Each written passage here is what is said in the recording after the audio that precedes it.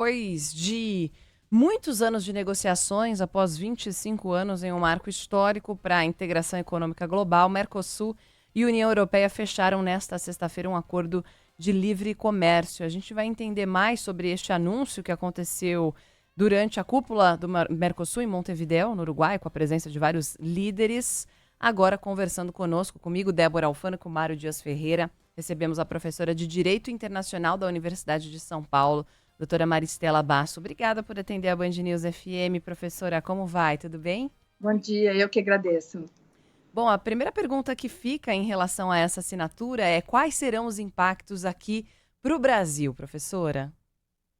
Bom, as consequências para o Brasil são muito boas, né? Assim como para a União Europeia, mas você está falando especificamente do Brasil, são muito boas na medida em que nós temos um acordo que é mais do que um acordo de livre comércio, né? Ele é um acordo que ultrapassa o livre comércio, que é a livre circulação dos serviços e dos bens dentro de uma determinada região, ou entre duas regiões, como no caso, né, região Mercosul e região União Europeia, mas também fixa tarifas externas comuns, ou seja, tarifas que recaem sobre os produtos que são importados e exportados dentro desses dois blocos econômicos. Essas tarifas passam a ser reduzidas, né? Reduzidas até com a finalidade de serem eliminadas, mas aqui a previsão é que em 10 anos o universo de 90% a 95% dos produtos que circulam entre um bloco e outro, as tarifas sejam diminuídas até que sejam até que desapareçam, mas num universo de 95%, 93% dos produtos ainda ficam alguns produtos sensíveis de fora. Então, as consequências para o Brasil são muito boas, porque nós estamos falando de um contexto, né, no qual nós temos aqui, no Brasil, 250 milhões de habitantes, mas os países do Mercosul, Brasil, Argentina, Uruguai, Paraguai, mais os 27 países que compõem a União Europeia, esses dois blocos vão compor uma organização de pessoas de mais de 700 milhões, né? Nós vamos falar aí de mais de 700 milhões de consumidores, de pessoas indo e vindo, vendendo, prestando seus serviços. Então, para o Brasil, para o brasileiro, para o consumidor, para nós, o cidadão comum, as perspectivas do acordo são muito boas. Professora, bom dia. São alguns setores que vão ser beneficiados, né? Agronegócio, indústria. Qual que a senhora considera que de forma mais imediata, claro que a gente não pode também achar que vai acontecer tudo da hora para a noite, Sim. vai ter aí um benefício maior nesse início de acordo? Bom, nós temos 10 anos, né, da entrada em vigor do acordo. Então, nós ainda não temos um acordo em vigor, nós temos um acordo comercial importante, talvez o mais importante desse século XXI e um dos mais importantes desde o pós-Segunda Guerra, dos acordos econômicos mais importantes. Mas ele foi concluído, né? Digamos que as negociações terminaram, um texto foi concluído, foi entregue, mas ele sequer foi assinado ainda. Ele vai precisar ser assinado pelo diretor-geral, pelo secretário-geral da União Europeia, que é uma mulher, a secretária-geral, da diretora, né, geral da União Europeia, ou da presidente, como a gente quiser chamar. Na verdade, a autoridade que fala em nome da União Europeia deve assinar. O presidente Lula deve assinar, e assim como os demais países do Mercosul, Argentina, Uruguai e Paraguai. Depois desta assinatura, esse acordo ainda vai precisar passar pelos parlamentos, pelos congressos, né, nacionais, vamos falar de parlamentos, dos países membros, ou seja, dos 4 países do Mercosul, fundadores, que eu já referi, mais os 27 países da União Europeia. Aí sim nós vamos ter um acordo em vigor. Só depois da entrada em vigor do acordo, que aí você pergunta, bom, mas quanto tempo isso vai levar? Olha, isso pode levar iguais 25 anos, ou pode levar a assinatura um pouco, a ratificação, a aprovação dos parlamentos, um pouco menos, entre 6, mas menos de 6 a 10 anos, acho difícil. Tomara que aconteça, mas acho difícil. Só depois ele entra em vigor. Quando ele entra em vigor, a gente começa, então, a trabalhar na redução das tarifas que incidem sobre os produtos quando eles são exportados de um país para o outro, tanto do lado do Mercosul quanto do lado da União Europeia. Então, digamos que nos 10 anos seguintes à entrada em vigor do acordo, que pode acontecer, tomara a qualquer momento, mas pode demorar também, como eu disse, nós vamos ter consequências importantes para o consumidor quando ele vai ao supermercado. Ele já vai ter um número mais expressivo de produtos derivados do leite a preços mais competitivos, a preços melhores.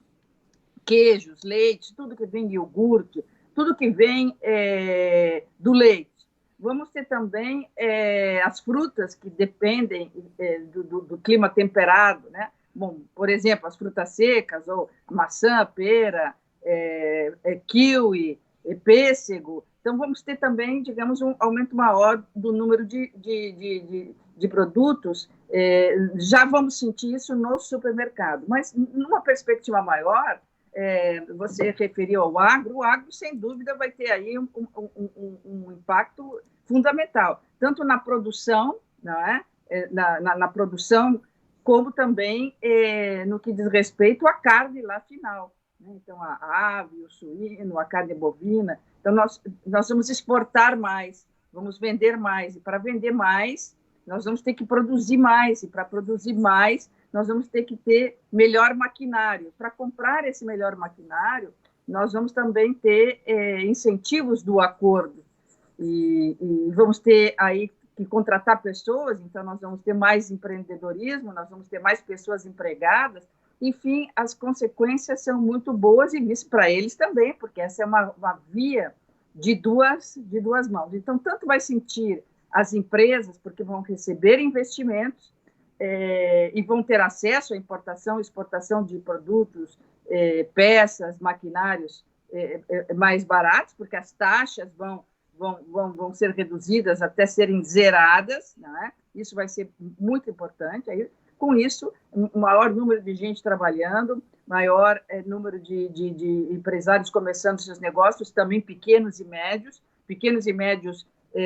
produtores, comerciantes, industriais vão ser incentivados. E aí vamos falar da importação de automóveis, o valor do automóvel também vai baixar, porque as tarifas de importação para o Brasil vão baixar, e assim como todo o maquinário para a produção desses automóveis. Então, digamos que com a entrada em vigor do acordo, nós vamos ter muitos benefícios, e esses benefícios, diferentemente de outros acordos de livre comércio, não celebrados pelo Brasil, mas celebrados em outras partes do mundo, tanto com a União Europeia como com os Estados Unidos, são acordos que só trazem benefícios para os países em desenvolvimento, para os países mais pobres, muito tempo depois. Primeiro tem benefícios o país rico, ou aquele bloco econômico mais pujante, e depois, a longo prazo, vêm os benefícios para os mais pobres. Então, nós estamos diante aqui de um marco, não só econômico, mas também político, muito diferente dos demais acordos de livre comércio que a gente já viu a União Europeia celebrar por aí, e também os Estados Unidos, que é um grande celebrador de acordos de livre comércio. Eu fico pensando na atualização dos livros de história, lembrando daquelas aulas que a gente teve no colégio e tentava entender o que era bloco, o que era acordo. E quando a professora fala sobre os produtos, para quem ligou o rádio agora, a gente está conversando com a professora de Direito Internacional da USP, Maristela Basso, sobre esse acordo entre Mercosul e União Europeia. Quando você fala sobre o preço do queijo pode cair, adoro um queijinho. Como o queijo tá caro, hein, gente? Você vê lá uma peça de mussarela. O azeite. O leite, então. Né? O azeite. O leite, Ou antes os ouvintes perguntando aqui, não é de agora que vai acontecer com esse acordo que o azeite vai ficar mais barato pro Natal agora. Não vai dar tempo. E as aves? Tempero do bacalhau, né? Mas o azeite de oliva, que se a gente pensar, o azeite de oliva, o extra forte, o mais barato que a gente encontra na gôndola Está entre 30 e 40 reais. É muito caro. Tem lugar aqui no Rio tem lugar de 50 reais em alguns supermercados. Exatamente. O azeite. Eu fui para um bem simples. Azeite, os vinhos também vão entrar num preço mais competitivo. O que significa que os nacionais, vinhos também são muito bons, brasileiros, argentinos, uruguaios, né? Sobretudo os argentinos, o azeite também, os brasileiros também começam a produzir um bom azeite de oliva, mas também caros, esses também tendem a cair o preço aqui internamente, para poder competir com esses, digamos, famosos que vêm de fora. Né? E aí a nossa cabeça já fica assim, quero fazer uma noite de queijos e vinhos, mas o que eu ia perguntar é que a gente fica na expectativa para que saia o quanto antes, mas como a professora bem falou, é um longo caminho a partir de agora para que aconteça essa validação nos 2 blocos, a gente não sabe quando vai acontecer, de fato, para o acordo começar a valer, mas tem gente que não está muito feliz nessa história, não. Estamos olhando, eu perguntei sobre o Brasil, a torcida aqui brasileira em relação, a gente brinca, é claro, mas diminuir o preço desses produtos, mas a França, por exemplo, diz que a luta não acabou e que vai lutar em cada passo contra a assinatura do acordo, porque a França diz que as condições seriam desiguais de competitividade. Está preocupada com os nossos bons produtos aqui, isso prejudicaria a produção local. Minha pergunta é, professora, existe alguma chance de algum país, como França, ou de repente alguma outra nação do bloco da União Europeia, por exemplo, conseguir alguma alteração, ou a partir de agora com essa assinatura é só questão de tempo? Pode ter alguma mudança nesse caminho longo?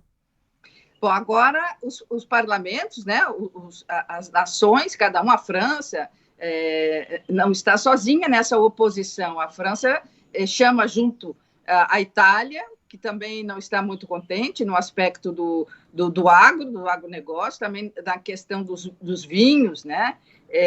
Dos destilados, enfim, a Itália também não está muito satisfeita, menos insatisfeita que a França, mas não está satisfeita. Então, aí a França não está sozinha, é França, Itália, Polônia, Países Baixos, ali a questão da carne, também do agro, e alguns outros ali que não me recordo agora, mas o núcleo duro, forte, contra o acordo é França, Itália, Polônia, Áustria, né? E os Países Baixos ali. Nesses países haverá maior dificuldade de aprovação. Então, o que pode acontecer agora é a não aprovação do acordo nestes países nos quais a população trabalhadora, produtora, comercial, empresarial, já começa a se manifestar contra o acordo, destacando que terão prejuízos, que terão que se adaptar, e isso vai requerer aí mudanças internas na produção e desgaste pessoal e, sobretudo, desgaste financeiro. Então, o que pode acontecer agora é que nesses países, ou em tantos outros, que são 27 países, né, os parlamentos, no momento de aprovar o acordo, né, ele ouça a população e ao ouvir a população, não aprove, não é? Ou ouvir parte da população que é contrária, ele não aprove. Mas aí vai um trabalho todo agora da presidente da União Europeia, que vai assinar em nome dos 27 países e depois vai mandar para os 27 parlamentos, ela vai fazer um trabalho de convencimento dos presidentes desses vários países, 27, dos primeiros ministros, né, onde houver, da importância desse acordo.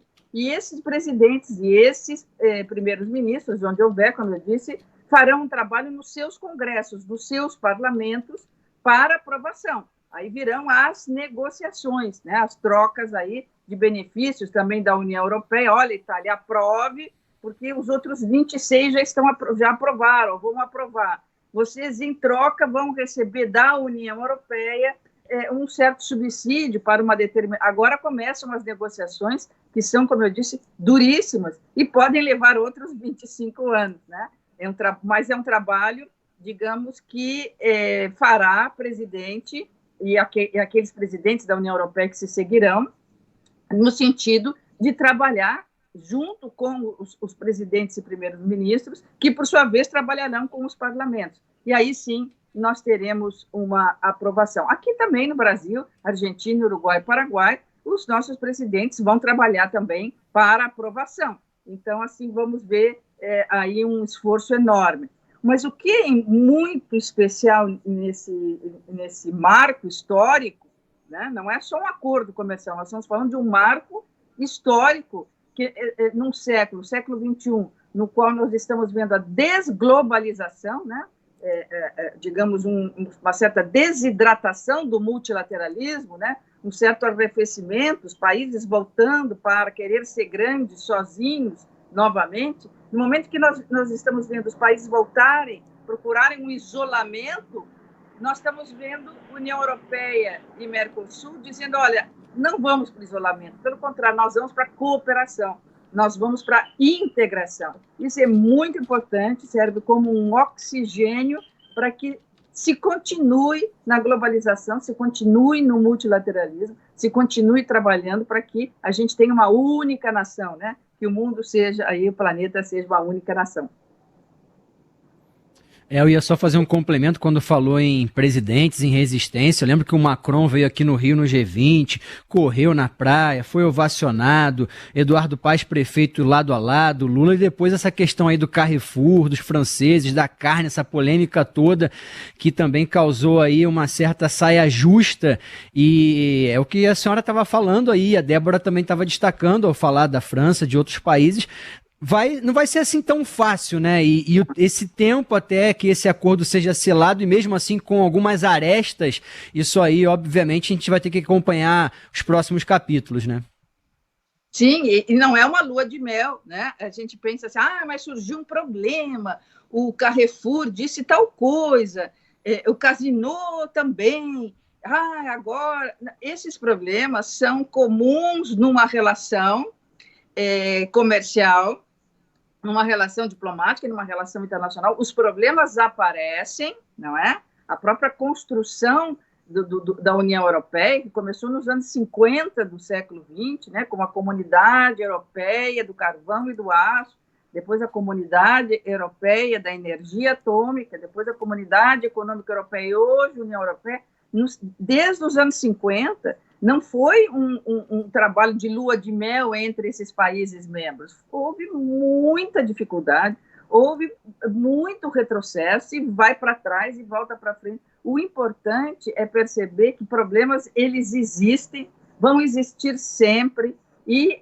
o foco não está no problema, o foco está na solução encontrada, ou no encaminhamento da solução, porque isto é normal. Então, vamos ter problemas agora na ratificação, na aprovação, primeiro pelos parlamentos, vamos ter problemas depois na implementação, sim, vamos, mas vamos encontrando as soluções, vamos encontrando as saídas, e isso nos impulsiona sempre para frente. Então, é muito significativo, e talvez eu até me atreveria a dizer que nessa gestão do Lula 3, talvez seja a assinatura a conclusão e a assinatura, porque muito provavelmente a assinatura vem na sequência, vem rapidamente agora, pela presidente da União Europeia e pelo Mercosul e pelo presidente Lula, talvez esse acordo seja o principal legado dessa gestão Lula 3. Ele já estava lá no Lula 1,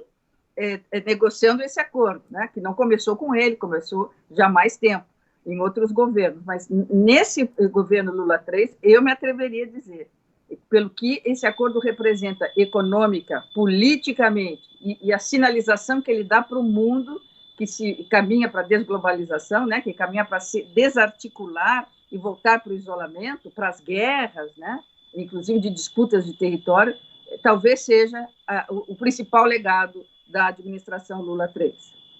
Muito bem, uma aula logo no sábado de manhã, só para a gente encerrar, já agradecendo aqui a professora de Direito Internacional da USP, Maristela Basso, 2 mensagens, ó.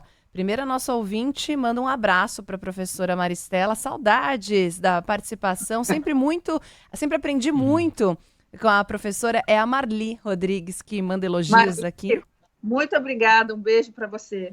E o nosso ouvinte Flávio, que é de Fortaleza. Quero de amigo secreto 1 litro de azeite de oliva. Ixi, coitado de quem tirar o Flávio no amigo secreto.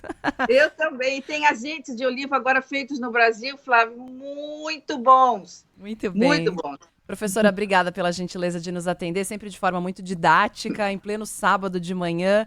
Muito bom contar com a sua participação. Um grande beijo, até uma próxima. Eu gostei, Débora e Mari. Muito obrigada.